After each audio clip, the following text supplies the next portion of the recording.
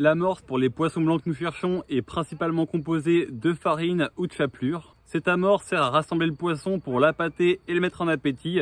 Et je précise bien pour le mettre en appétit parce que si on jette trop d'amorce, on va rassasier le poisson et du coup il sera gavé avant de prendre notre appât. Ce qui veut dire qu'il vaut mieux amorcer de manière raisonnée et effectuer régulièrement des petits rappels d'amorce plutôt que de tout jeter d'un coup et prendre le risque de tuer la pêche.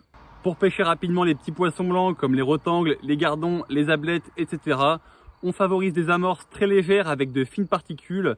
C'est des amorces qui se diffusent rapidement dans l'eau et qui sont très volatiles. C'est cet effet nuageux qui va attirer tous les petits poissons.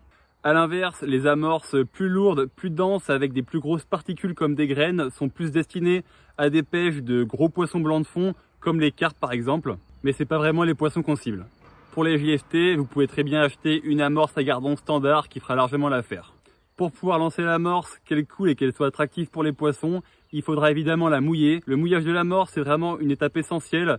C'est ce qui va conditionner la profondeur à laquelle l'amorce va attirer les poissons. Lorsqu'on mouille l'amorce, ce qui est important, c'est d'y aller au fur et à mesure. Si on met pas assez d'eau, c'est pas très grave, il suffira de rajouter un petit peu d'eau après vérification. Par contre, si on met trop d'eau, ça demandera de rajouter de l'amorce pour compenser, ce qui peut être soit du gâchis, soit un problème si on n'a plus d'amorce. Donc allez-y doucement, mélangez au fur et à mesure et vérifiez à chaque fois la texture. Une fois que l'amorce a été mouillée, tu peux ce qu'on appelle tamiser l'amorce avec un tamis. Ça sert en fait à ce que l'amorce se diffuse mieux dans l'eau.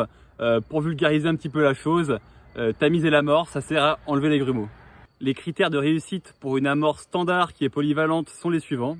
Il faut pouvoir former une boule d'amorce à une seule main et que lorsqu'on lâche la boule dans le seau à 50 cm de hauteur, elle ne se désagrège pas.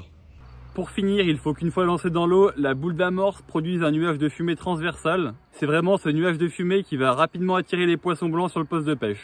Lorsqu'on pêche une zone avec du courant ou qu'on veut cibler spécifiquement des plus gros poissons de fond, on va pouvoir légèrement surmouiller l'amorce. Ainsi, l'amorce va être plus dense, plus collante, elle va couler plus rapidement et moins se diffuser au fond de l'eau. En revanche, vu que l'amorce se diffuse moins, ça demande une pêche plus précise, il faut que l'appât soit pile sur l'amorce. Enfin, lorsque la pêche est compliquée et que l'eau est assez chaude, on peut volontairement très largement surmouiller l'amorce afin d'effectuer une sorte de purée. Cette sorte de purée, une fois lancée, va éclater en surface et provoquer un gros nuage de fumée juste sous la surface. Cette amorce va avoir un effet assez attractif pour tous les poissons qui se nourrissent plutôt en surface, tels que l'ablette ou le rotangle. Mais l'inconvénient, c'est que ça demande des conditions assez chaudes. On sait que plus l'eau est chaude, plus les poissons vont se déplacer dans la couche d'eau. Et du coup, plus ils monteront facilement en surface. A l'inverse, quand il fait extrêmement froid, on va plus pêcher les poissons collés au fond. Une fois que tu as fait ça, tu peux laisser l'amorce reposer quelques minutes et vérifier sa consistance après. Et tu es maintenant prêt à débuter la manche.